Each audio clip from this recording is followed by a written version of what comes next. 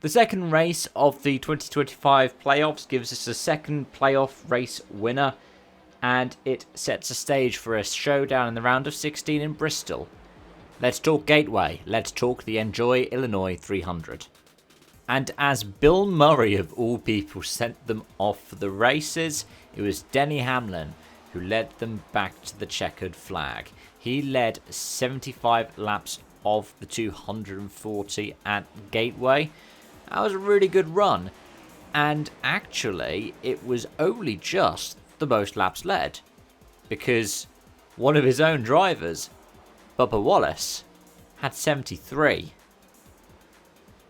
But it was hard, really, to rule out Denny Hamlin. I mean, he was 7th in Stage 2. Where was he Stage 1? He was 3rd. So he was picking up some good stage points. He comes out of it with 53 points, and I think would be 70-odd points above the cut line. Something like 77 points above the cut line. If he still needed to get points, I think Briscoe would be 72 above. Just proves how good the JGR cars have been. I know that Christopher Bell had his issue on pit road, flamed off at his team after the race. But heck, all 4 of them got into the top 10, which is fantastic. What's less fantastic is what's been going on over at Hendrick and with Chevrolet more generally. In addition to the 4 JGR cars and Bubba Wallace, John Hunter Nemechek got into the top 10. There were 3 Fords in the top 10. There was 1 Chevrolet. Granted, it was 3rd place. It was Chase Elliott, who started 19th on the day. But he was the only one in the top 10. Byron was on the outside looking in 11th. Larson was in 12th. Now, both of them did have issues. Issues, for example, on pit road. But that doesn't change things. Yes, Larson led 52 laps. Yes, he got good points in the stages. Yes, he had that crash, I guess, late on. Don't know what else to call it, really. And it's late at night. But they need to be further up the field. And Alex Bowman, again, I mean, yeah, lead lap finish. But he was behind SVG, and SVG is somebody who's, by his own admission, not particularly well versed in the ovals. This is his first full-time season in Cup. He's behind Chastain. He was the last of the playoff Chevrolets. In fact, the only Chevrolets that were behind him were Justin Haley, and then the 2 that didn't make it to the end, Ty Dillon and Daniel Suarez. As for Ford, well, their 4 teams gave a tale of 2 and 2. Blaney and Logano got in the top 10. Blaney in 4th, Logano in 5th. That was a great run towards the end, especially because they had to get around Brad Keselowski, who just dropped like a rock in that final run. Chose to not take tyres and just, finish behind Reddick in 17th place. The only other Ford in the top 10 was Buescher in 9th, and then Preece was in 13th. Cindric was in 19th, though, and Josh Berry, well, another early exit. Gets 1 point on the day. The biggest issue that Penske are going to have, though, is these are the tracks that are usually a bit more their bread and butter.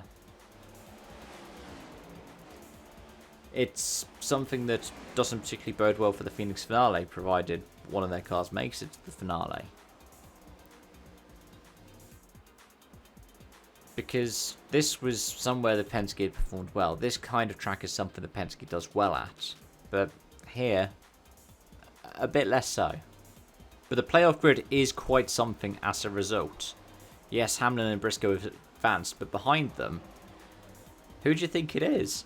It's Kyle Larson, and he is only 10 points clear of Bubba Wallace. Bubba Wallace is currently 4th on the playoff grid. It has been an amazing run by the 23 team. They have become the lead 2311 car.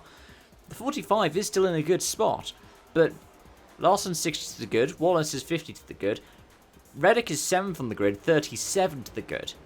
Granted, he's not the lowest of the Toyotas. That is Christopher Bell, who's 5 points behind him in 8th. But it is just showing how well that 23 team are running this year, how well Bubba Wallace has been running. Behind Wallace it's Blaney, 8 points. Then another 3 points to Byron, the regular season champion. He's just had such a strange start to this playoffs. Then you've got Reddick, then you've got Bell, then you've got Chase Elliott, 28 to the good. Logano, 21. Chastain, 19, and then Cindric, 11. As for the cut line, just below it, the 11 points out is Austin Dillon.